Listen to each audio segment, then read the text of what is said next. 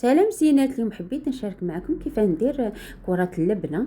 ولا عندكم لبنه الحليب تاع المعزه ولا البقره ديروا، ولا ما عندكمش ديروا كيما حالتين. درت 2 لتر حليب في قدره مع نص مغرفه صغيره تاع الخل ابيض، ولا ما عندكمش ديروا الخل اللي عندكم.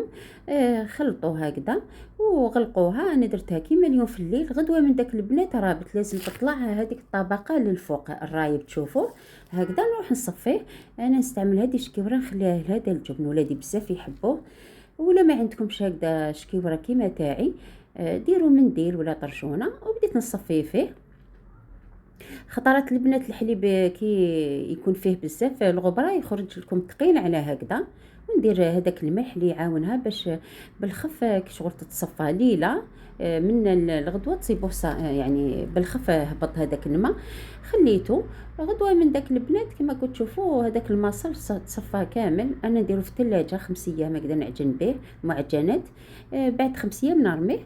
نفرغ هذاك الجبن تاعي كما كنت قلت لكم باللي انا اختارت نستعمل هذه الكميه وتخرج لي كتر يعني تاع الجبن.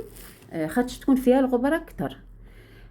نشدوهم ندير قطره زيت الزيتون في يدي وندير كره، تحبوهم كبار تحبوهم صغار كيما تحبوا، ونحطهم باش يزيد داني يتبصغ كامل. نغطيهم هكذا. شوفوا البنات الندى تاعهم كامل تنحى.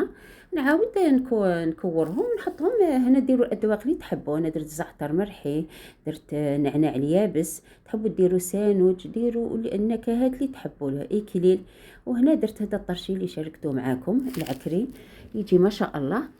كوروهم وتكونوا غليتوا البلاره تاعكم في الماء وخليتوها تبرد، يعني قلبتوها على وجهها ودرتوا لها زيت زيتون. تقدروا تحطوا حبات هكذا يعني بلا ما ديروا لهم ذوق. قدمتوا بهذا الخبز تاع يجي بالقمح والشعير والزرارع، يجي بزاف بنين. تقدروا ديروا هكذا في طبيسي مع زيت زيتون يجي ما شاء الله. والخضر انا الزيتون هذا رقدته معاكم.